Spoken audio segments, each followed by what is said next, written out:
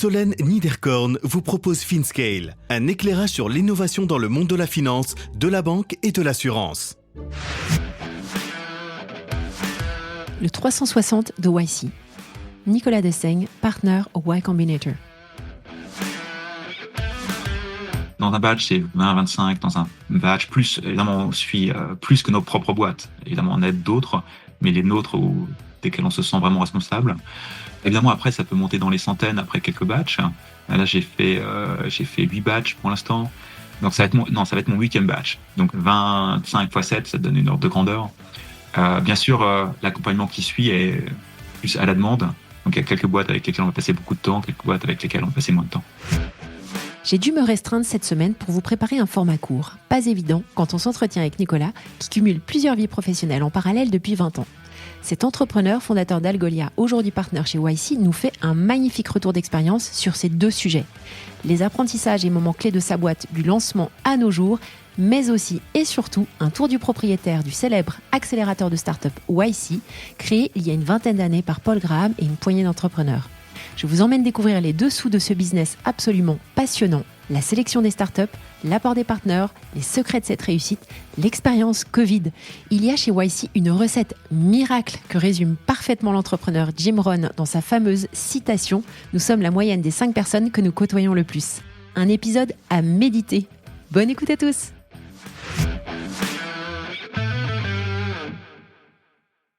Bonjour à tous, bonjour Nico. Bonjour Solène. Merci beaucoup de me rejoindre sur le podcast FinScale. Première fois que tu interviens, c'est super sympa. Il est quelle heure chez toi d'ailleurs ? Il est 11h du matin ? Il est 11h du mat. 11h du matin, 8h du soir. Écoute, super. J'aurais aimé que tu te présentes à nos auditeurs avant qu'on entame la discussion qui est très très vaste. Ça marche. Mon nom c'est Nicolas Dessaigne. Je suis aujourd'hui partenaire à Y Combinator, donc l'accélérateur de start-up ASF. Et avant ça, j'étais le cofondateur de Algolia. Algolia est une start-up qu'on avait démarrée en France, qui a participé à YC en 2014. Et on fait Algolia un moteur de recherche qu'on va vendre à des acteurs business. Donc on est B2B. Et on va les aider à proposer une excellente expérience de recherche dans leur propre site web. Donc quand tu vas chercher sur plein de sites e-commerce, plein de sites partout dans le monde, derrière, c'est Algolia. Super. Et tu l'as lancé en quelle année, ça ? 2012. On a créé la société en 2012. Okay. Et en fait, on a fait YC 1 an et demi plus tard. Qu'est-ce qui t'avait motivé à monter Algolia au tout départ ? Alors, au tout départ, ça a été un petit peu, tu sais, j'ai toujours voulu créer une boîte. Depuis que je suis plus jeune, ma famille, mon grand-père a créé une société en électricité. Enfin, c'était pas pour moi, mais il y avait un petit peu ces gènes. Sauf que quand je suis sorti d'études en 2000, il y avait pas trop, il n'y a pas d'écosystème comme il y a aujourd'hui. Et du coup, j'ai décidé de rejoindre une start-up qui s'appelait Arisem, qui a été achetée par Thales. Et en fait, à Thales, en 2004, j'ai rencontré mon futur cofondateur, Julien. Et je me souviens encore quand je bossais avec lui à Thales. Mon Dieu, si un jour je crée une boîte, j'adorais la créer avec lui. Et après, je te fais le fast-forward. On est en 2012. Entre-temps, j'ai rejoint Exalid, qui avait été racheté par Dassault Systèmes.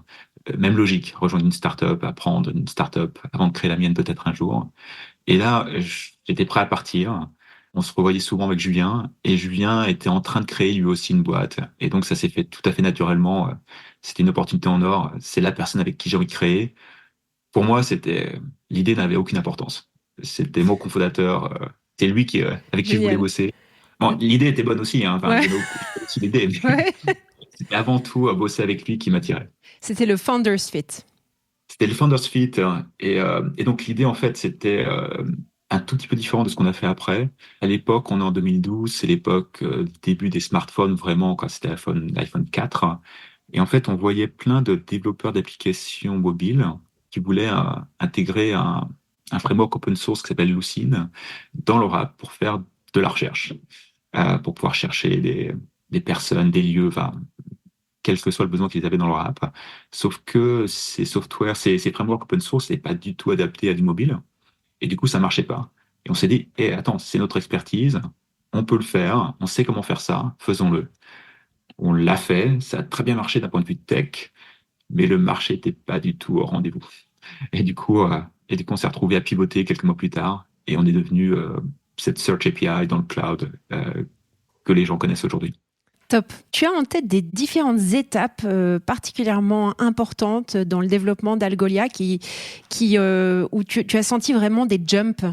Donc, j'imagine le moment où vous avez trouvé votre marché, ça c'est une des Mhm. étapes. Si tu pouvais en reprendre d'autres qui ont été vraiment importantes, ou peut-être l'arrivée d'un nouveau investisseur ou YC. Ouais, voici bien sûr. Mais même avant ça, c'est presque un petit peu une histoire. Donc en fait, on a pivoté, on est début 2013, on lance une bêta, et là on candidate à YC pour la première fois, et on est pris l'interview, mais on est rejeté. Donc on n'a pas accès à l'accélérateur. Et en fait, malgré tout, on a essayé d'exploiter un peu le temps qu'on passait. À l'époque, les interviews étaient en personne, donc on avait été à San Francisco pour une interview de 10 minutes. C'est difficile d'imaginer ça aujourd'hui, mais on ne fait plus ça, hein. Mais à l'époque, jusqu'à la pandémie, en fait, les interviews YC étaient toujours en personne, et YC te remboursait le vol d'avion, le billet d'avion pour venir les voir.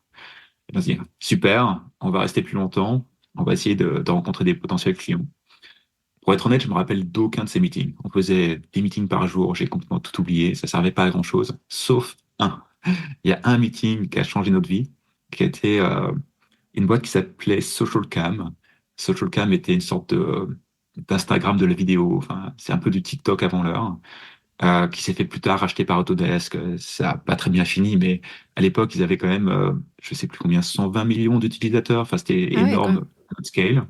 Et on a réussi à avoir un meeting avec eux. Ils ont adoré la tech, et le cofondateur technique, qui était Guillaume Luciano, qui était français. C'était peut-être aussi pourquoi il a accepté de nous voir, a commencé à implémenter notre tech. Quelques semaines plus tard, il est passé en prod. Je me rappelle encore le coup de fil quand on était revenu en France après. Où il me dit, hey, j'adore, ça marche, on passe en prod. Ah, moi, j'avais trop peur parce que le produit était encore en bêta, pas du tout stable. Enfin, il y avait encore plein de risques. Mais bon, il l'a fait, ça a marché. Et la deuxième chose qu'il m'a dit, c'est, hey, si vous levez de l'argent, j'adorerais investir. Et en fait, ça a été, Guillaume est devenu notre premier business angel, premier client, premier business angel, premier tout. Ça a été un point marquant de la boîte. Du coup, ensuite, on a levé de l'argent l'été 2013 à Paris. On a fait un round qui était probablement pas optimal par rapport à ce qu'on aurait pu faire si on avait eu YC. Mais bon, c'est pas grave, ça nous a lancé. Et on lance le produit en septembre. Et en fait, on commence à avoir des alumni. Donc, SocialCam était aussi une boîte YC. On commence à avoir des alums qui nous disent tous, hey, vous devriez appliquer de nouveau, quoi. Vous devriez de nouveau candidater YC, ce serait trop bien pour vous. Ils avaient raison. Du coup, on a réappliqué. Et ce coup-ci, on a été pris chez YC pour ce batch de l'hiver 2014. Ça, c'était un grand tournant. Et évidemment, YC, c'était un grand tournant parce c'était un peu le début de l'attraction. Avant YC, on avait quelques milliers de dollars de MRR. Et après, l'année, ça c'est janvier 2014. En décembre 2014, on était à 100 000 dollars de MRR. On était passé de quasiment de 0 à plus d'un million d'ARR en moins d'un an. C'était un peu l'explosion. Et les éléments marquants, je pense que c'est le mindset que ça a changé chez nous. On a commencé à bouger 10 fois plus vite dans YC qu'avant. Je pense que ça a été un peu le contexte dans lequel on était. On avait tous déménagé à SF, pas de distraction, énormément d'exemples autour de nous. En termes d'ambition, on a décuplé nos ambitions. On était dans un mode où on expérimente tous les jours. On a commencé à lancer quelques bons hacks qui ont tout changé. Quand on a fait le search de Hacker News, par exemple, on nous a ramené énormément de clients. Enfin, il y a plein de choses qui sont accumulées comme ça, les uns sur les autres, et qui ont créé cette croissance 2014, qui a été un peu l'année du product market fit. Et après ça, est-ce qu'il y a d'autres éléments auxquels tu penses ne Euh, serait-ce que même en termes de taille de boîte. on a fini, c'est presque surprenant, mais on a fini 2014 à plus d'un million, 1,2 million d'ARR. On n'était encore que 9 personnes. Donc, en termes de taille de boîte, on était assez efficace, probablement très stretch. Tu vois, quand je me rappelle de cette période, je me rappelle qu'on était extrêmement stretch scene. Tu vois, enfin, c'était très très dur, mais c'est probablement la meilleure période dans ma mémoire de la boîte, quoi. C'était aussi le moment où on était en train de tout construire, hein, donc c'était génial. Euh, dans les autres périodes, après, on a levé beaucoup d'argent, A, B, C, D.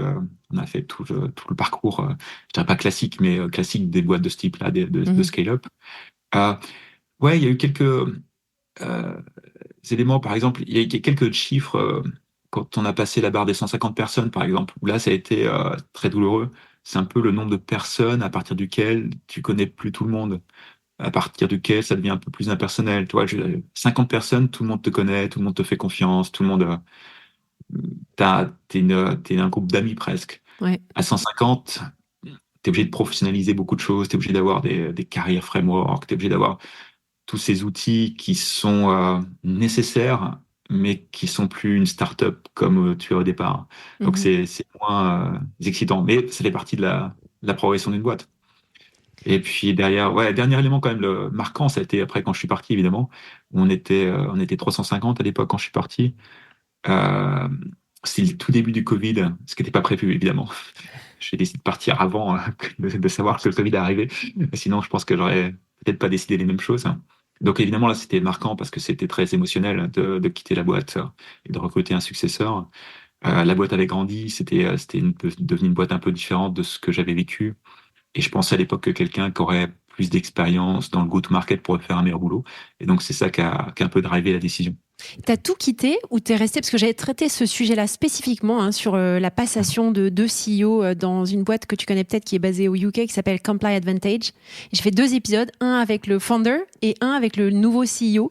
Et justement pour comprendre la passation. Et donc le founder est resté chairman, donc est toujours au board, donc plus du tout dans l'opérationnel, mais quand même toujours très proche de la strat. Je suis encore board member. Donc, Ok. j'ai pas tout quitté au sens, je veux plus entendre parler de la boîte. Non, non, au contraire. Ok. Et puis, mon cofondateur était resté. Alors, il est resté 2 ans de plus. Depuis, il est aussi au board, mais il est plus opérationnel jour le jour non plus. Mais on se parle encore quasiment une fois par semaine. Ok, Donc, je suis d'accord. resté encore en contact avec lui en Quand même. particulier. Je parle encore avec quelques membres de l'équipe régulièrement, non, bien sûr. T'as quand même un pied dedans encore. Si tu devais, après on parlera de YC, mais c'est super intéressant, donc j'en profite. Si tu devais garder, allez, 3 leçons majeures, des apprentissages majeurs en termes de développement de boîte, qui peuvent être liés, je ne sais pas moi, à la culture, aux relations avec tes collaborateurs ou tes investisseurs, est-ce que t'as 2-3 leçons comme ça en tête qui pourraient servir Euh, justement aux auditeurs? Peut-être early on, investisseur. Je te parlais de Social Cam. Il y a une deuxième histoire autour de Social Cam qui peut t'intéresser à raconter ici. Quand on a fait la deuxième fois YC, on s'est retrouvé avec, on avait déjà un board. Donc, notre premier levée de fonds était en 2013, c'était classique à l'époque. Euh, on lève en equity, on a un board avec des investisseurs. Et je me rappelle encore ce premier board meeting où on discute de YC. Et on décide OK, ça vaut le coup de candidater, mais honnêtement, voici, euh, on a déjà levé, pourquoi s'ils mettent plus que 3%, enfin, toi, on commence à regarder si on pouvait négocier, sinon ça valait pas le coup. Et en fait, on s'était mis dans une position en tant qu'ancien employé, finalement, c'était notre première start-up, et on avait déjà fait plus de 10 ans auparavant dans d'autres boîtes, où on avait l'habitude d'avoir des boss. Et en fait, indirectement, toi, sans vraiment y réfléchir, on a eu cette tendance à rendre notre board, nos investisseurs comme étant notre patron. Et ça, c'était une énorme erreur. Et c'est pas que les investisseurs le demandaient, hein, toi, ils agissaient pas comme patron, ils agissaient pas comme notre boss. Mais nous, on les a mis dans cette position-là. Et en fait, après on fait l'entretien. Évidemment, voici ne négocie pas, donc impossible de faire ça.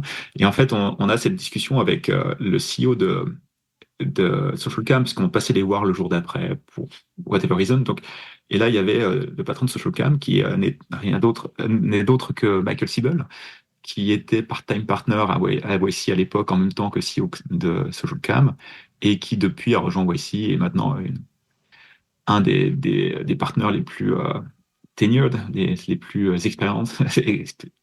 Expérimenter. expérimentés, désolé, mon franglais, de YC. Donc mais à l'époque, il était juste part-time, et il nous a vraiment retourné en nous expliquant, mais quoi, vous n'allez pas faire YC parce que vos investisseurs vous disent que ça peut être 3%, vous écoutez vos investisseurs, c'est encore que le tout début de la boîte, enfin, avec un langage un peu fleuri. Mais c'était une leçon qui était utile pour nous parce qu'on s'est rendu compte que oui, c'était notre boîte, c'était à nous de décider, c'était à nous de prendre les décisions. Et si on pensait que c'était mieux pour la boîte, à nous de choisir ce qu'on faisait. Et Ouais, donc, on a fait aussi. Et nos investisseurs, quand on leur a dit, ils disaient OK, super, allons-y. Toi, ils n'étaient pas du tout dans un mode je suis le ouais, boss, c'est moi qui vous dis quoi faire. ouais, ouais, C'était ouais. Et là, plutôt en train d'essayer de nous donner des conseils, nous dire ce qu'ils pensaient, Mhm. et essayer de transformer ça en une sorte de relation qui était comme si on était leurs employés, ce qui n'était pas le cas. Mhm. Donc ça, je pense que c'était une grosse leçon qui a complètement changé notre comportement ensuite avec tous les investisseurs qu'on a eu plus tard. C'est une advice que j'ai tendance à donner à beaucoup d'entrepreneurs qui ont tendance à être impressionnés par leurs investisseurs. Ils sont des collaborateurs. Moi, je leur conseille de voir leurs investisseurs comme limite presque des membres de leur équipe ou même des employés. Comment est-ce que je peux les faire travailler pour moi plutôt que de travailler pour eux? Ouais. Ouais, Et je ouais, mais pense que c'est un meilleur net. ça, c'est intéressant comme point. Alors moi, tu le sais pas, mais je suis très focus sur la gouvernance. Et même en étant au bord d'un fonds, par exemple, je me rends compte du rôle que tu peux avoir, qui est un petit peu, je dirais, un peu entremetteur, tu vois ce que je veux dire? Facilitateur, médiateur, il y a un petit peu de ça. Et en tout cas, moi, en tant qu'indépendante, j'ai vraiment conscience d'être dans ce rôle-là, ce qui n'est pas forcément le cas des gens qui représentent, alors quand c'est un fonds, un IFM, et de l'autre côté, les GPs du fonds, mais de plusieurs facilitateurs, en tout cas, au sein des boards. Et ce que je vois dans pas mal de startups, c'est que souvent, tu as quasiment que des investisseurs et les fondateurs. Ouais, c'est vrai. C'est vrai. À des moments, tu peux avoir des indépendants qui te rejoignent, mais les investisseurs ont beaucoup plus d'influence. Forcément, ils ont mis tellement d'argent dans la boîte Mm, mm. jusqu'à ce que tu deviennes public. Et là, ça change complètement. La nature du board change complètement. Ouais. Mais je suis d'accord avec toi. Mais il n'empêche, la boîte, elle va réussir ou échouer grâce ou à cause des founders. Les, euh, le board, honnêtement, a une influence relativement limitée. Donc, je Mm, pense que c'est aux founders. Je pense que c'est un très bon, euh, comment dire, le board peut aider le founders à réfléchir, à challenger le founders. L'idée, c'est pas que le board dise oui à tout ce que le founders veuille, pas du tout, au contraire. Mais à la fin, c'est le founders qui va décider ouais, c'est qui clair. est-ce qui va recruter, qui est-ce qui va virer, et c'est eux qui vont prendre la responsabilité. Ouais, ouais. Euh, et donc, ce serait facile de dire, toi, t'es board member, ah, la boîte a marché grâce à moi. Non, bien sûr que non, c'est pas grâce à eux. Et c'est c'est pas à cause d'eux non plus. Euh, c'est trop facile. Et donc, c'est plutôt des coachs du founder, d'une certaine façon. C'est Ouais. plus des gens qui vont aider le founder à être leur sounding board dans une bonne relation, ou parfois le challenger, les Le sparring challenger. partner, c'est un sparring partner. Sparring partner, voilà, sparring partner. Et puis après, quand je dis les utiliser comme des collaborateurs, les faire travailler, c'est les faire travailler au sens aller chercher la bonne intro, aller chercher le bon candidat, parler à telle personne pour la convaincre de nous rejoindre. Les board members peuvent être très bons pour ce genre d'action. Mm, mm. Et c'est au founder, par contre, de les leverager. C'est au founder de vraiment les utiliser de la meilleure façon. Le board member va pas toujours être proactif sur ces choses-là. Non, c'est clair. Ok, écoute, merci d'avoir pris le temps de nous En parler fait, d'Algolia et de toute cette belle expérience. Alors, je t'avais contacté parce que j'avais envie plutôt de focuser sur YC. J'avais eu mhm. Startix dont je t'ai parlé la dernière fois qu'on s'est parlé, que j'ai reçu en 2023. Bah voilà, j'aurais aimé que tu nous présentes un petit peu Y Combinator, voilà, avec ta vision et en tant qu'alumni et partenaire, puisque tu es partenaire chez YC. Et partenaires, tout à fait. Ce qui est des mondes différents. Ok, Y Combinator, qu'est-ce que c'est YC? C'est difficile presque pour moi de l'expliquer parce que tu as toute une histoire autour. Mais à la fin, on est un accélérateur de start-up. On est le tout premier qui a jamais été créé. C'était en 2005 quand Paul Graham avait créé YC.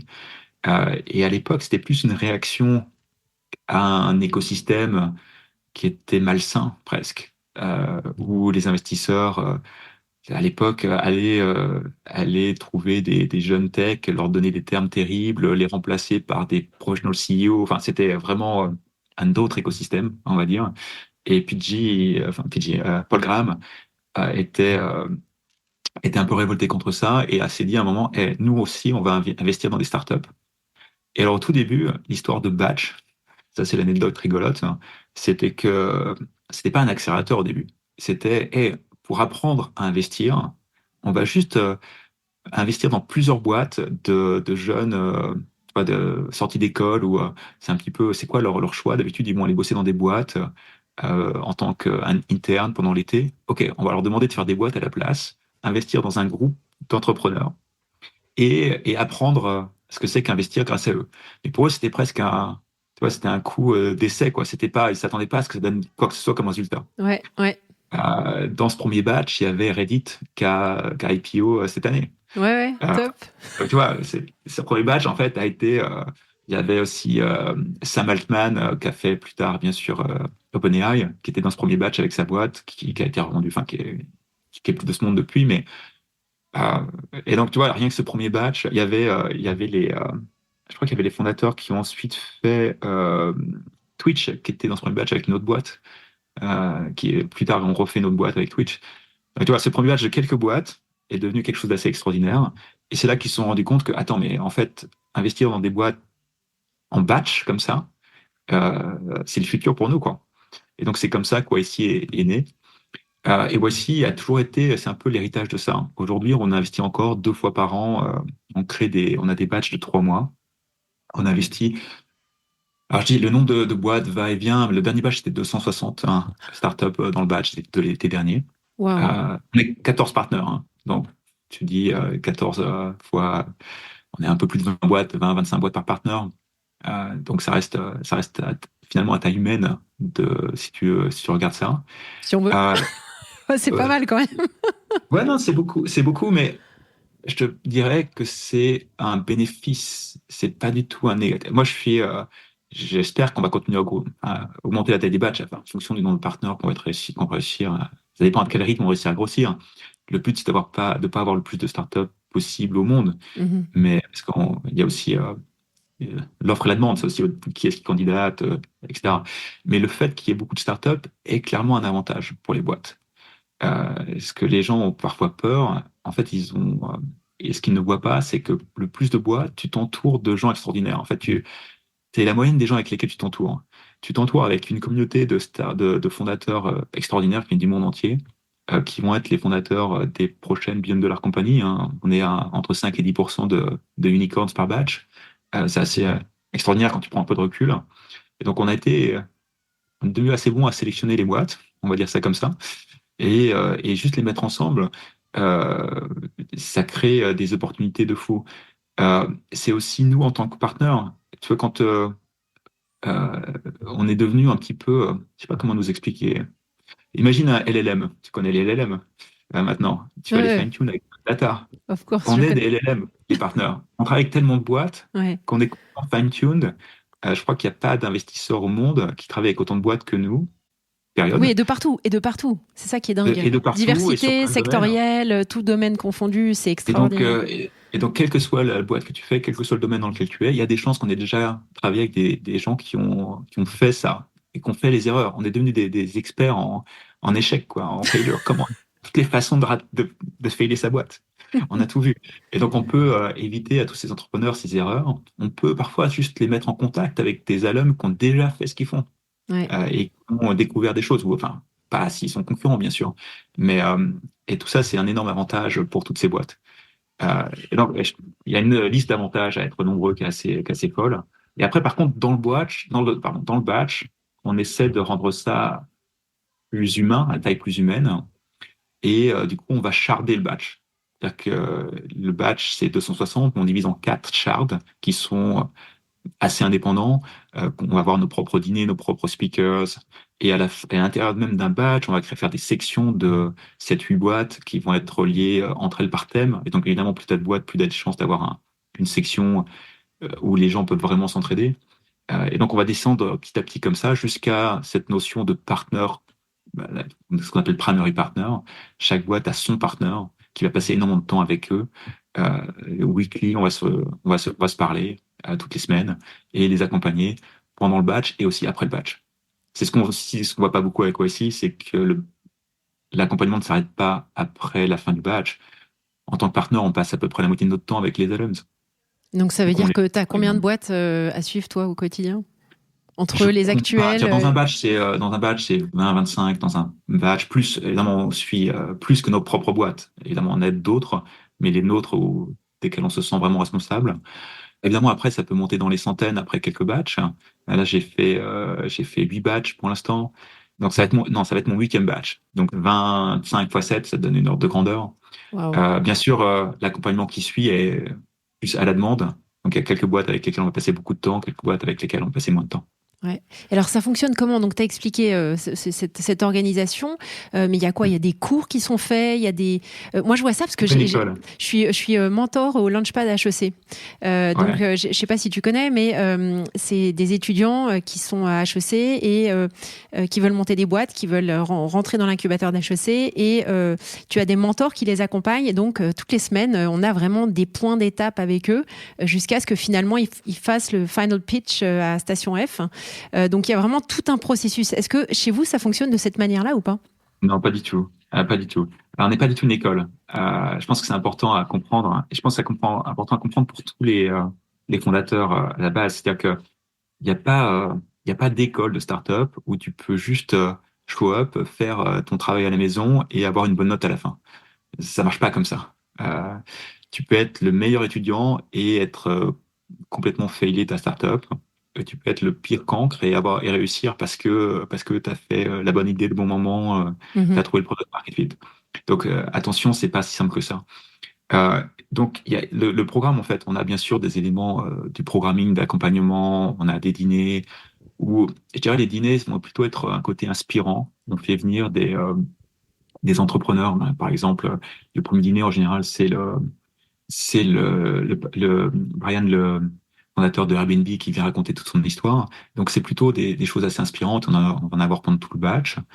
Euh, on va avoir ensuite du programming au sens office hours, group office hours, enfin, d'accompagnement. Mais il n'y a pas cette notion de cours.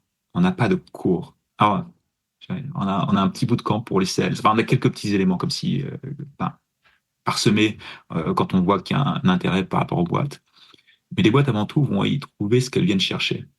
Ce qu'on veut, bien sûr, c'est n'a rien à voir avec ce que tu décris dans le sens où c'est des boîtes qui sont déjà existantes, hein. C'est des gens qui sont committés, qui sont full-time, qui sont là pour créer une boîte. Ils sont pas là pour jouer à faire des startups ou pour se poser la question est-ce que je dois faire une startup? Ils sont partis à fond et on leur donne un demi-million de dollars quand même, hein. C'est pas, ils partent pas avec zéro. Et, don- et donc, euh, et donc, voici, c'est un énorme ensemble de ressources pour eux, que ça vienne de notre knowledge base où on a énormément d'informations. À chaque fois qu'on a une question, plus de quelques fois, on va écrire la réponse pour qu'elle soit trouvable par tout le monde, que ce soit le réseau d'alumni, que ce soit les partenaires. Tout ça, c'est des ressources qui vont les aider à aller de l'avant. Et Mhm. après, tout le reste, c'est custom. Chaque boîte est unique.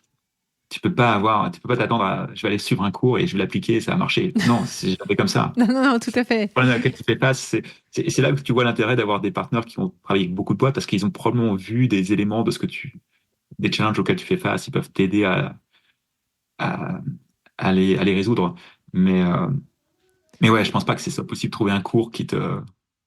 Non, mais j'avais en tête qu'il y avait peut-être de temps en temps des cours sur des domaines hyper particuliers, sur tu vois, des erreurs qui se répètent à l'envi Ouais, sur toutes les... ouais, on fait un petit peu là-dessus sur les sales. On a un bootcamp spécial sales parce qu'en fait, ce qui se passe, c'est qu'on va investir dans beaucoup de fondateurs qui vont être surtout techniques. C'est quelque chose d'important pour nous d'avoir dans l'équipe fondatrice des gens qui peuvent construire le produit. Ce qui se passe, c'est que la plupart des boîtes vont devoir itérer énormément. Mm, Il y a la moitié des boîtes ici qui pivotent, hein. Donc c'est l'idée n'a que peu d'importance pour nous, on va dire, par rapport à l'équipe. Et dans l'équipe, il faut bien sûr avoir quelqu'un de suffisamment tech. Et quand je dis tech, c'est pas forcément software, hein. Si tu construis une fusée, c'est pas le software, c'est pas la partie la plus importante.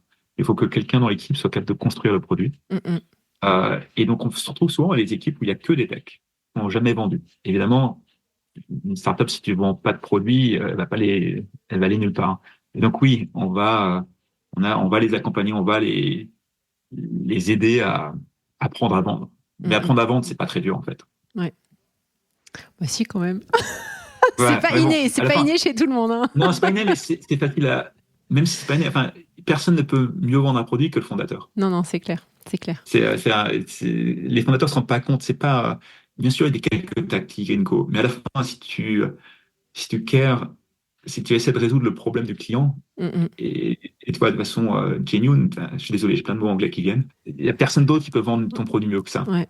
Le sales qui est incentivé, qui a une commission, il va jamais care autant pour le client.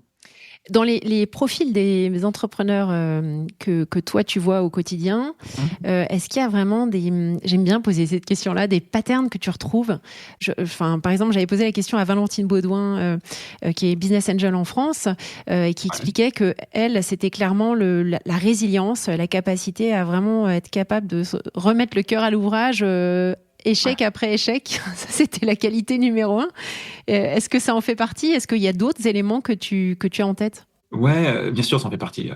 La résilience, c'est un peu une caractéristique commune de tous les fondateurs parce que c'est un roller coaster. Hein. Tu as beaucoup de up and downs et faut être capable de résister au point bas de la journey d'entrepreneur.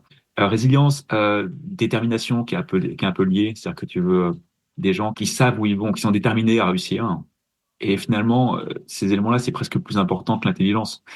Euh, Si quelqu'un qui est super smart mais qui abandonne tout de suite, il va jamais aller nulle part. Hein. Quelqu'un qui est un petit peu moins smart, qui a un QI peut-être un peu plus faible, mais qui a une telle détermination qu'il va continuer à aller jusqu'au bout de ce qu'il veut. Et ça peut créer des founders vraiment formidables. Je ferais juste attention à trop.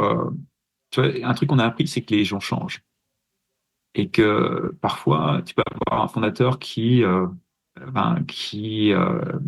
veux quand même qu'il soit résilient, mais comment déterminer ça? Mais c'est pas parfois difficile. Donc après, il y a beaucoup de subjectifs. Hein. Et parfois, tu vas avoir des fondateurs qui sont pas de façon évidente ambitieux, conquérir le monde dès le début. Donc à toi de te convaincre, est-ce qu'ils peuvent le devenir? Mais les gens changent. Ou alors tu peux avoir des fondateurs qui sont comme ça, mais tu vois bien qu'ils n'ont jamais recruté qui que ce soit, ils n'ont jamais managé une équipe. Ça ne fait pas peur. C'est des choses que tu apprends. Ouais. Et tu mûris, tu deviens pareil pour comment ils vont s'exprimer, raconter leur histoire. Évidemment, s'ils sont capables de te convaincre en 2 minutes que c'est les meilleurs du monde, génial. Mais parfois, ils ne le sont pas. Parfois, ils ne savent pas expliquer clairement leur idée. Parfois, et pareil, c'est des skills qui peuvent s'apprendre. Donc, Ouais. faut lire entre les lignes. Il faut pas s'arrêter juste à la surface. Non, c'est clair. L'optimisme en fait pas partie? Si, bien sûr. Oui, mais oui, là, évidemment oui, parce que s'ils sont pessimistes, ils vont se planter quoi. Oh mince, je vais me planter. Bah oui, bah c'est self-fulfilling, forcément.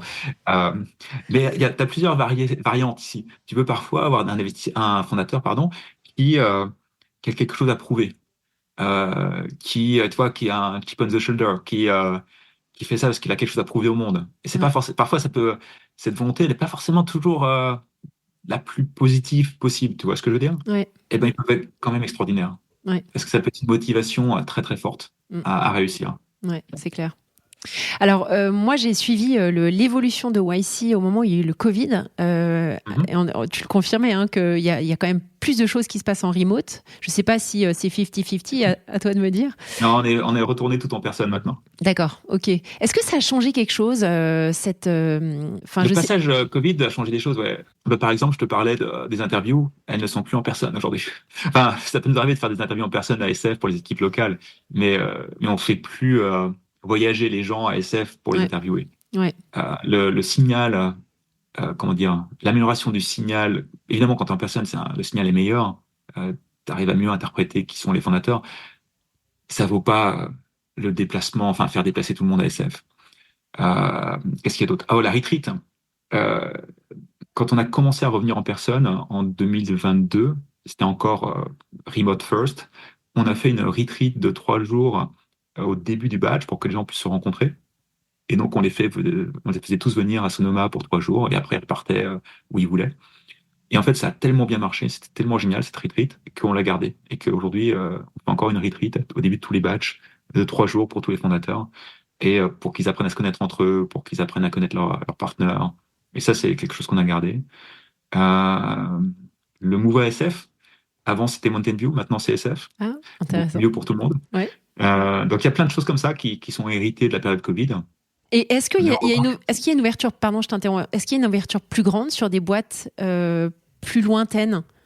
Ou est-ce que d'office, non, il y avait déjà des boîtes asiatiques ou ouais, autres? non malheureusement. Pardon. Historiquement, il y avait toujours des boîtes internationales qui venaient à YC, mais qui devaient bouger à SF pendant 3 mois. Et donc c'est de nouveau le cas. Aujourd'hui, on n'investit pas dans des boîtes qui ne peuvent pas venir elles doivent passer les 3 mois SF. Sinon, Ok. on va pas les sélectionner. Euh, pendant le, pendant la pandémie, ce n'était pas une contrainte. Et donc, oui, on a eu plus de boîtes internationales pendant la pandémie, parce qu'il y a des boîtes qui n'auraient peut-être pas pu bouger et qui pouvaient quand même faire YC. Et ça, malheureusement, on le fait plus. Euh, Pourquoi ça vous a pas permis justement d'avancer sur ce sujet-là? Parce que c'est dommage de vous couper de boîtes canaux ouais, mais en Chine. l'expérience est tellement meilleure en personne. Ouais. À plusieurs niveaux. Les meilleurs pour nous en tant que partenaire, enfin, on arrive à connaître les boîtes beaucoup mieux et donc les boîtes ont une meilleure expérience avec nous. Mais c'est une meilleure expérience pour les boîtes entre elles aussi. C'est que l'une des grosses valeurs de YC, c'est de mettre les boîtes entre elles. C'est quand tu mets plein de fondateurs extraordinaires dans la même pièce, il se passe des choses. Mm, mm. Euh, Ces choses-là, elles se passaient pas en remote, over Zoom. Toi, ces boîtes, toi, dans un batch, tu dis, il y a entre 5 et 10% de unicorns, toi. Même si c'est pas toi, tous les gens avec qui tu interagis, c'est des gens qui vont créer des boîtes comme ça. Mm, mm. Euh, Si tu t'entoures de fondateurs extraordinaires, tu deviens un fondateur extraordinaire. Et ça, tu l'as pas en remote. C'est beau à entendre. En tout cas, c'est comme ça que je le ressens. Ouais, ouais. Et je le ressens, enfin, c'est subjectif, mais je le vois tous les jours. Mm. L'expérience est bien meilleure dans les derniers batchs, qui sont complètement en personne. Et on fait venir tout le monde à SF. Et enfin, Ouais. pour moi, ça ne sera jamais aussi bien en remote. Ça ne veut pas dire que remote est mal en soi, hein. Non, non, je comprends. Ouais.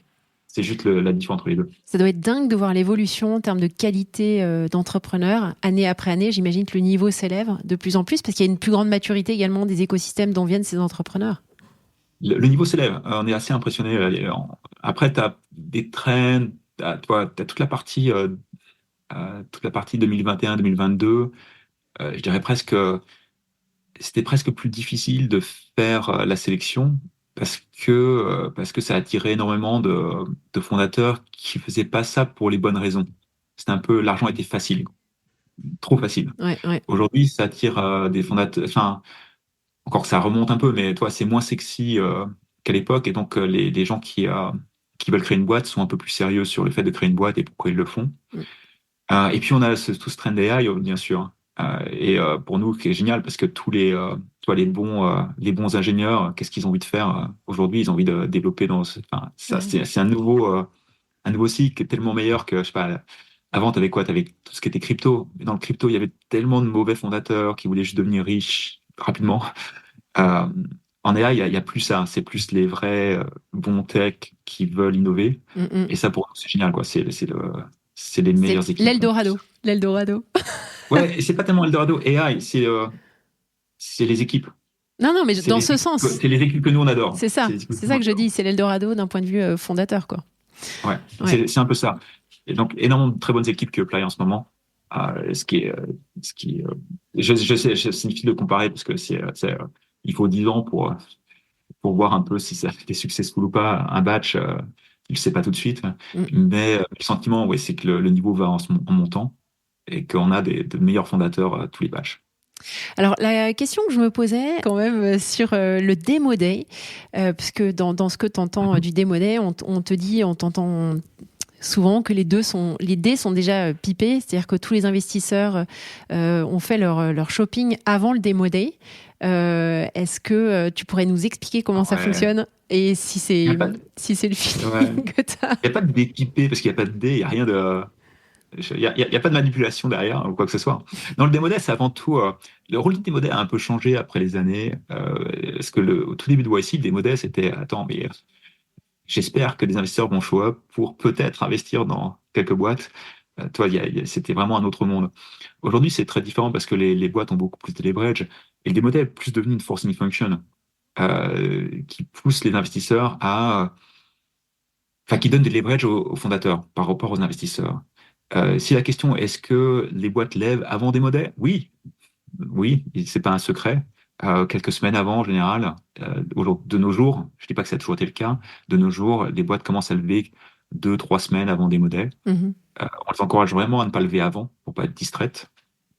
Mais les 2 semaines près des modèles ont un très bon leverage parce que le démodèle peut servir de forcing function. Et ensuite, au démodèle, évidemment, toutes les boîtes n'ont pas levé à des modèles. Il y en a plein. Enfin, il y en a quelques-unes qui ont fini, mais la plupart n'ont pas fini leur levée de fonds. Et donc, le démodèle va leur apporter un complément de lead d'investisseurs qui sont typiquement les investisseurs qui n'ont pas Les investisseurs pré-démodés, c'est des investisseurs qui sont très proactifs. Qui vont regarder, OK, qu'est-ce qui fait ici, lesquels m'intéressent, je reach out. Les investisseurs qui ne font que démodés et après sont peut-être plus réactifs que proactifs. D'accord. Donc, ils vont attendre de voir la présentation de boîte pour savoir lesquels ils veulent contacter. Et certains d'entre eux sont déçus parce qu'ils se rendent compte qu'en fait, certaines des boîtes ont closé leur round. Et là, ils sont frustrés. Et je leur dirais, soyez proactifs, contactez-les. C'est clair. Il n'y a pas de dépipé, tu vois, c'est pas, on dit pas aux boîtes, levez avec un tel et pas avec tel autre investisseur. Non, c'est leur choix. Après, nous, on est là pour les aider. Évidemment, c'est pas vraiment un secret, mais on a une base de données d'investisseurs, ce qui fait que les boîtes peuvent checker les reviews des autres fondateurs sur les fonds ou sur les investisseurs. C'est bon, donc, si un investisseur misbehave, casse une term sheet ou des choses comme ça, ça va être noté et donc les fondateurs le sauront qu'ils devront faire attention. Et ce qui se passe souvent, c'est que ces investisseurs-là ont beaucoup plus de mal à investir dans les futures boîtes YC. J'imagine. Parce que ça, après, c'est pas, voilà, les gens changent, les partenaires partent du fonds, d'autres partenaires arrivent, donc c'est pas forcément, les gens peuvent se racheter une réputation, mais il y a ce côté réputation qui fait qu'aussi, c'est un avantage pour les boîtes, c'est que les investisseurs vont faire attention avec les boîtes YC parce qu'ils savent que c'est un network qui est très soudé, qui si quelqu'un misbehave, ça se saura, quoi. Ouais. Dernière question que j'avais en tête, c'était les limites du système. Toi qui connais le YC depuis très très longtemps et des deux côtés, est-ce que tu vois des limites? Est-ce qu'il y a des éléments que toi, à titre personnel, tu aimerais voir évoluer? Je ne sais pas à quel niveau, au niveau je sais pas, de la diversité, Ouais, tu sais, en tant que partenaire, en fait, YC, c'est une startup aussi. Ce que les gens se rendent pas compte, c'est que batch après batch, on change YC. Et donc, en fait, on essaie de faire de YC ce qu'on aurait tous voulu avoir en tant que fondateur. La plupart la quasi-totalité des partenaires YC ont fait YC avant, en tant que founder. Donc, il y a un petit côté, quelle expérience je peux donner et donc, on améliore tous les batchs, on essaie de faire des nouvelles choses. Après, est-ce qu'il y a des choses, des limites? Il y a une limite qui est très claire, c'est les fondateurs internationaux qui peuvent pas bouger SF. Ce qu'on a pu faire un peu pendant le Covid, ce qu'on peut plus faire aujourd'hui, ce qu'on a pu discuter. La diversité, je pense pas que ce soit... on est tous... on a tous envie de plus de diversité. Maintenant, on va jamais changer la barre. Donc, on essaie, c'est plus essayer d'aller chercher les fondateurs où ils sont. C'est aussi les 500K, par exemple. Hein. Quand on a augmenté le deal de 125 à 500K, 500K, quelqu'un qui peut-être a plus de mal à quitter son job parce qu'il a une famille à charge, il n'a pas de monnaie d'argent de côté, va peut-être le faire plus à 500K qu'à 125 parce qu'il y a plus de garanties. Donc, c'est ce genre d'éléments d'action qu'on va pouvoir faire qui va nous aider dans ce contexte. Du sourcing, encourager les gens à apply. C'est là où on peut agir. Top. Alors Nico, je termine mes podcasts par une recommandation d'un ouvrage. Alors qu'est-ce que tu nous recommandes pour conclure? Qu'est-ce que je dois te recommander comme ouvrage? C'est marrant parce que je réfléchis à ça et je me rends compte que je fais assez attention aux ouvrages Startup, Entrepreneur & Co. Parce que parfois les gens ont tendance à over-index sur les recos que tu peux y trouver.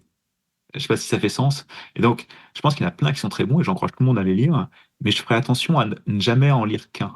Ah non, ça toujours en lire. Parce qu'en fait, on se rend compte. Oui, mais c'est biaisé parce que forcément, ça ne repose que sur l'expérience d'un groupe de personnes ou d'une personne en particulier. Ah mon Dieu, c'est pas ta question, mais quand j'ai fait Algolia, tu vois, je suis arrivé à YC en tant que partenaire, visiting partner d'abord, et j'avais l'impression je sais pas, de savoir lever des fonds, par exemple. Tu vois, j'avais déjà levé par moi-même plus de 150 millions de dollars. Ok, je sais comment lever des fonds. Et en fait, je savais comment lever des fonds pour une boîte, pour Algolia, pour une boîte qui était un contexte très particulier, avec un produit particulier, un marché particulier. Et quand tu commences à travailler avec des dizaines et après des centaines de boîtes, tu te rends compte qu'en fait, chaque boîte est unique. Ouais. Et donc, c'est assez extraordinaire de surtout pas over-index, surindexer sur une expérience. Et ça, c'est vrai pour les livres aussi. Et quand je vois des fondateurs... Attends, ça peut être un livre philosophique. Voilà, un livre de philosophie. Non, mais c'est pareil quand tu vois des fondateurs qui vont essayer de devenir comme... je sais pas moi, Elon Musk ou toi, les fondateurs à succès qui vont essayer de les copier. Non, il faut essayer de trouver toi, qu'est-ce qui fait de toi une bonne personne et il faut double down sur ça et pas essayer de copier les autres. Ouais. Euh, du coup, quand j'avais vu qu'il fallait que je trouve un livre, en fait, j'ai choisi un livre qui n'a rien à voir, Vas-y. qui s'appelle Culture Map. Culture Map de Erin Meyer. Ah oui, il est top. Et c'est un livre qui m'a marqué parce que je suis français et que j'ai bougé aux US et que du coup, je me suis retrouvé dans un mix culturel vraiment très différent et j'ai eu des surprises. On va appeler ça comme ça. Où je me dis, et plus tard, j'ai lu ce livre, je me dis, ah, si je l'avais lu avant, ça m'aurait beaucoup aidé. Ouais. Et qui plus est, ça m'a aidé ensuite dans la boîte parce qu'on était une boîte on avait des employés partout dans le monde et qui venaient de cultures très différentes et qui parfois, je me rendais compte, mais ils parlaient pas le même langage, quoi, ils se comprenaient pas. Ouais. Enfin, le même langage, c'est toujours anglais, mais ils n'arrivaient pas à comprendre d'un point de vue culturel comment les gens réagissaient. Ouais. Et donc ça, c'est un livre qui m'a beaucoup aidé à mieux gérer ça. Top. Merci Nico, c'était top. Pardon, t'en avais un autre? Non, toi tu voulais aussi un podcast, mais... Vas-y. Non, j'allais dire, là, c'est plus self-serving, j'allais encourager Litecoin, qui est un podcast de YC. Enfin, on a beaucoup de contenu sur YouTube, en podcast, en vidéo. Et Litecoin est le dernier né qui est super. Hein. C'est 4 partenaires YC. Top. Je vais commencer à l'écouter. Je suis une très grande consommatrice. Merci Nico, c'était top. Je t'en prie Solène, c'était un plaisir. Salut.